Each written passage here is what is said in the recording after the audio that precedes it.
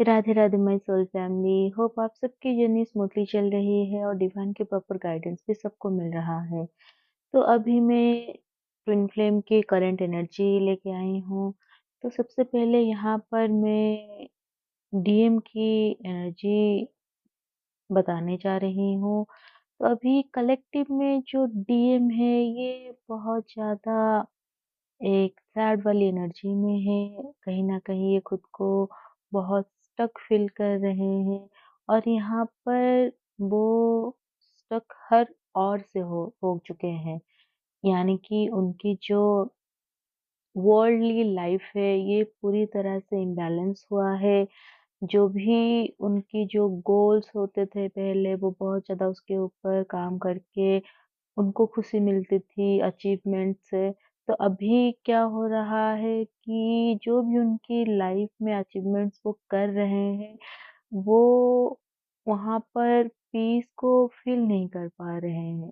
क्योंकि इन सारी चीज़ों में कहीं न कहीं उन्होंने आपको बहुत ज़्यादा इग्नोर किया है, जिसके चलते क्या हुआ है कि अब जब वो अपनी लाइफ में स्टेबिलिटी को फ़ील नहीं कर पा रहे हैं, जो भी उनके डिज़ायर थे वो जब फुलफ़िल नहीं हो पा रहा है, तो उनको ये समझ में आ रहा है कि ये जो सारे मटेरियलिस्टिक थिंग है, जो भी वो बहुत ज़्यादा वर्ल्डली पोज़ीशन के ऊपर फ़ोकस रहते हैं, तो इन सब में उनको वो हैप्पीनेस फ़ील ही नहीं होता, जो वो सोचते थे कि उनको होगा।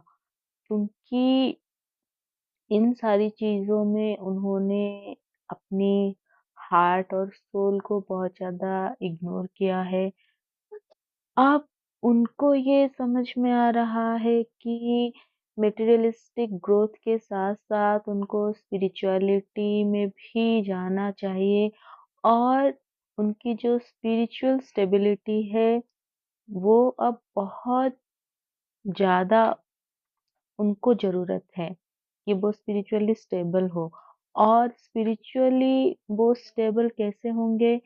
वो जब भी आपके साथ कनेक्टेड रहते हैं, जितने टाइम वो आपके साथ रहते हैं, उतनी टाइम जो एनर्जेटिकली वो स्टेबिलिटी को फ़ील करते हैं, स्पिरिचुअल लेवल पर वो जो अलाइनमेंट में आते हैं, वही चीज़ को वो इस टाइम पीरियड में बहुत ज़्यादा लॉन्गिंग कर रहे हैं। अगर अभी करंटली आप लोगों में सेपरेशन आया है, तो ये डिवाइन के तरफ से एक इंटरवेंशन है जहाँ पर आप लोगों को कुछ टाइम के लिए वो सेपरेट करके रखे हैं ताकि ये जो मास्कुलाइन एनर्जी है ये कंप्लीटली अवेकन हो जाए। तो इसी वजह से ऐसा हुआ होगा कि अचानक से वो बहुत ज़्यादा एक नमनेस वाली एनर्जी में आए हैं और वो ना चाहते हुए भी आपको इग्नोर किए हैं। तो ये चीज़ जो भी अभी चल रहा है ये उनकी अवेकनिंग के लिए ज़रूरी है। तो इसी वज़ह से ये चीज़ चल रहा है और वो होल द टाइम क्या कर रहे हैं अगर वो आपसे दूर भी हैं तब भी वो एनर्जेटिकली आपको ही मैनिफेस्ट कर रहे हैं। धीरे-धीरे आपके लिए जो उनकी लॉन्गिंग है वो बढ़ता जा रहा है। उनको लगा था इस बार वो आपसे इतना ज़्यादा कनेक्टेड नहीं होंगे, क्योंकि वो नहीं चाहते थे अभी उनकी लाइफ में किसी भी तरह की कोई डिस्टर्बेंस आए, वो अपनी गोल के ऊपर बहुत ज़्यादा फ़ोकस थे। अभी वो करंटली किसी भी तरह की रिलेशनशिप या अटैचमेंट के ऊपर ध्यान नहीं देना चाहते थे। लेकिन ना चाहते हुए भी वो यहाँ पर आपके लिए कंप्लीटली फ़ैसिनेटेड हैं, वो आपको बहुत ज़्यादा लॉन्गिंग कर रहे हैं और वो आपकी ओर ही आना चाहते हैं। अभी तो उनकी लाइफ़ में ऐसा हो चुका है कि वो होल द टाइम आपके साथ कनेक्टेड रहना चाहते हैं और जितनी टाइम वो आपसे कनेक्टेड नहीं रहते हैं, वो होल द टाइम आपके ही बारे में सोचते रहते हैं। तो ये चीज़ उनको बहुत ज़्यादा परेशान कर रहा है क्योंकि ये जो पर्सन है ये नेचुरली ऐसे रहना नहीं चाहते थे। पास्ट में वो इसी चीज़ के लिए ही वो आपसे दूर हुए थे, क्योंकि उनको ऐसा लग रहा था अगर वो आपके साथ इसी तरह कनेक्टेड रहेंगे तो उनकी जो लाइफ है, जो उनकी फ़ोकस है, ये पूरी तरह से इम्बैलेंस होगा। बट तभी भी जब वो आपसे इससे पहले दूर गए थे, यही सेम चीज़ हुआ था और कहीं न कहीं ये पर्सन बहुत ज़्यादा घबरा कर पास्ट में कोई दूसरी कनेक्शन में भी चले गए थे, क्योंकि उनको लगा अगर वो किसी और पर्सन को चूज़ कर लेते हैं तो आपके तरफ उनका जो रिज़ाव है वो कम हो जाएगा, वो शायद आपको भूल जाएँगे, लेकिन वो उस टाइम भी रॉन्ग साबित हुए थे। अभी करंट टाइम में जब वो फिर से आपसे रन करने की कोशिश किए, दूर होने की कोशिश किए, यही सेम चीज़ उनके साथ हो रहा है।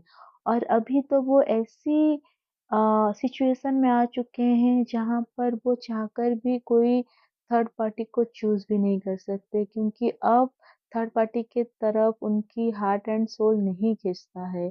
अगर वो कहीं खींच रहा है तो वो आपकी तरफ खींच रहा है। और ये जो पर्सन है अब ये लंबे टाइम तक साइलेंट नहीं रह सकते हैं। आपको अगले 3-4 दिन में इनकी तरफ से कुछ ना कुछ कम्युनिकेशन आएगा और यहाँ पर ऐसा भी हो सकता है डीएफ जब आप बहुत ज़्यादा इनके लिए एक लॉन्गिंग को फ़ील करोगे। आप इतने टाइम से हीलिंग करके इतने अच्छे से बैलेंस हो चुके थे, लेकिन अभी फिर से क्या हो रहा है, आप कॉन्स्टेंटली इनके बारे में सोच रहे हो। आप ना चाहते हुए भी होल द 24 आवर्स ये आपके माइंड में चल रहे हैं। तो हो सकता है कि आप खुद भी इनसे कनेक्ट करने की कोशिश करो, तो ये नॉर्मल है, आप कनेक्ट कर सकते हो। अगर आपकी सोल आपको गाइड कर रहा है, तो आपको डरने की बिल्कुल भी ज़रूरत नहीं है कि वो कैसे रिएक्ट करेंगे, क्या सोचेंगे। तो अभी जो भी होगा, वो डिवाइन के गाइडेंस के अंडर होगा। अगर अभी कुछ टाइम के लिए वो साइलेंट में होते हैं या फिर वो कुछ भी रिएक्ट करते हैं, तो यहाँ पर आपको बहुत ज़्यादा हार्ट आपको बहुत ज़्यादा अ, होपलेस नहीं होना है। अगर वो कुछ आपके थॉट्स के अकॉर्डिंग रिएक्ट नहीं भी करते हैं, तब भी आपको फेथ रखना है डिवाइन के ऊपर, क्योंकि ये कनेक्शन जो है, ये डिवाइनली प्रोटेक्टेड है, गाइडेड है। जो भी चीज़ें चल रहा है, वो उन्हीं के ही अ, मर्ज़ी से हो रहा है। तो आपको पूरी तरह से अभी बैलेंस में रहना है।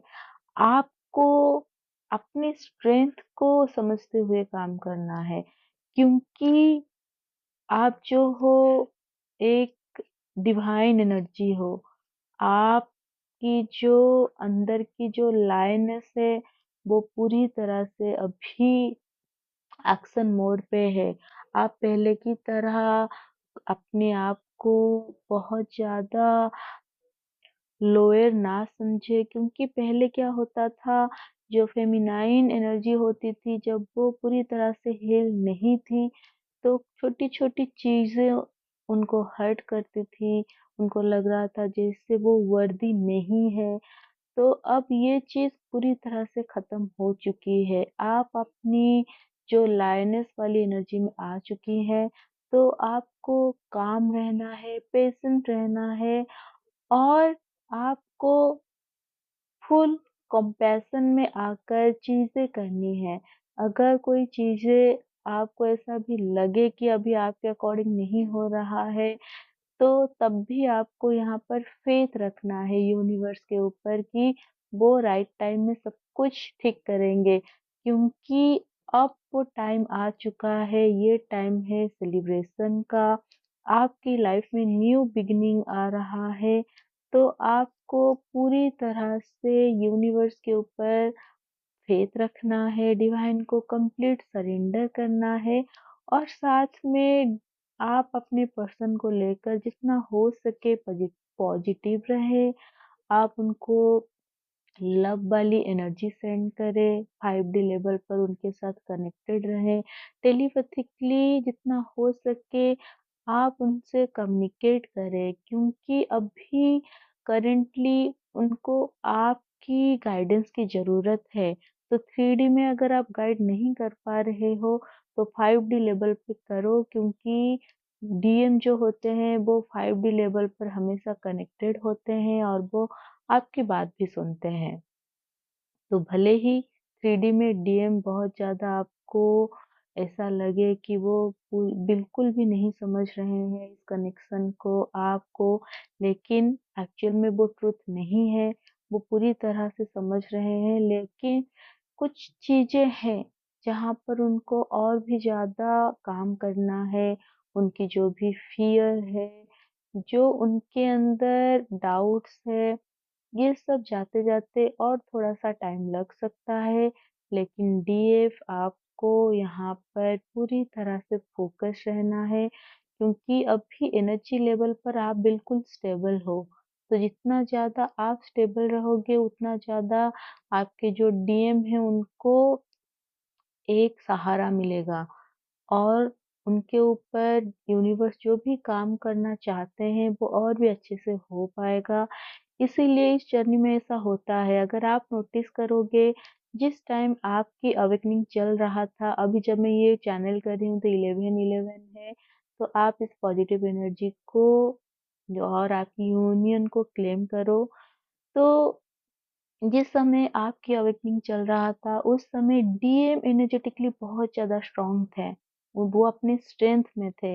इसी वजह से आप उनको चेज़ कर रहे थे और कहीं न कहीं वही चेज़िंग एंड रनिंग में क्या हुआ कि आपकी जो अवेकनिंग है, वो अच्छे से हुआ। आपने अपनी सारी लेसन्स को लर्न किए और जो भी ब्लॉकेजेस था, आप उसके ऊपर काम करके आप अपनी डिवाइन एनर्जी में आए।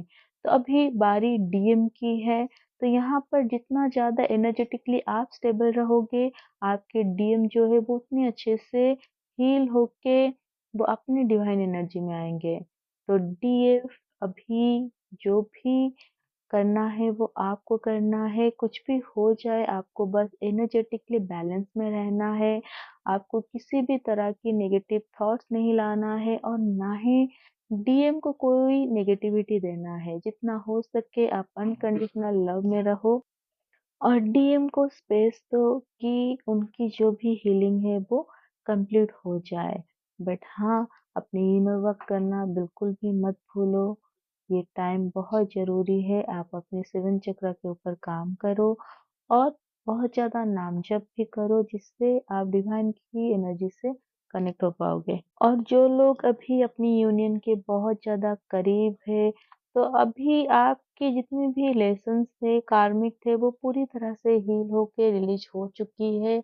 बस अभी आपको क्या करना है, ये जो स्पिरिचुअलिटी आपको मिला है, आपको इसको होल्ड करके रखना है। आपको 3D और जो आपकी 5D लाइफ़ है, इस दोनों को बैलेंस में रखना है, क्योंकि क्या होता है जब हम एक स्पिरिचुअलिटी में आते हैं, तो हमारी जो वर्ल्डली लाइफ है वो भी सिंक में चलता रहता है। तो आपको अपनी स्पिरिचुअलिटी और 3D जो लाइफ है, इन दोनों को मेंटेन करके रखना है। यही आपकी सबसे बिगेस्ट लेसन है, क्योंकि बहुत बार क्या होता है, जब स्पिरिचुअल लेवल पर पर्सन एक बार हाई में जाता है, तो वो बार-बार ऐसा नहीं होता है कि वो उसी हाई में रहता है, बार-बार वो लो में भी आता है। तो यही आपकी सबसे बड़ी चैलेंज है कि आप बार-बार लो में आने के बावजूद भी फिर से आप अपने ऊपर काम करते हो और फिर से आप हाई की ओर जाते हो। क्योंकि एक बार जब आप एक स्पिरिचुअली स्टेबल हो जाते हो, स्टेबिलिटी को आप एक्सपीरियंस कर लेते हो, तब आप लो में कभी भी जी ही नहीं पाओगे आराम से। तो ये जो चीज़ है, आपको इसी को बैलेंस में रखना है। आपकी जो मटेरियलिस्टिक लाइफ है, आपकी स्पिरिचुअल लाइफ है, इस दोनों को आपको सिंक में लेकर चलना है और जितना हो सके जो डीएप आप एनर्जी लेवल पर यहाँ पर डीएम के लिए भी ये चैनलिंग है कि अगर आप लोग एनर्जी लेवल पे स्टेबल हो चुके हो, आपके डीएम के साथ आपकी हार्मोनियस यूनियन हो चुका है, अब आप डिवाइन के साथ भी कंप्लीटली मर्ज हो चुके हो, तो यहाँ पर वेटिंग एनर्जी में रहने की बिल्कुल भी ज़रूरत नहीं है, क्योंकि आपकी जो यूनियन है वो एनर्जी लेवल पर ऑलरेडी हो चुका है। 3D में जब ये डिवाइन टाइमिंग होगा तब हो जाएगा। अभी करंटली अगर आप अपनी सिचुएशन को देख के ये सोच रहे हो कि डिले हो रहा है, तो स्पिरिचुअलिटी में कुछ भी चीज़ डिले नहीं होता है, सब कुछ डिवाइन के टाइम के अकॉर्डिंग होता है। आपको बस फेथ रखना है, आपको जो भी पर्पस दिया जा रहा है, आप उसके ऊपर फोकस रहो। जब डिवाइन को लगेगा कि ये सही टाइम है, तब आपके लाइफ में वो सारी चीज़ें आ जाएँगी, जो चीज़ के लिए आप इस अर्थ प्लेन पे आए हो। तो होप ये गाइडेंस आपको हेल्प करे। Radhe Radhe and God bless you all.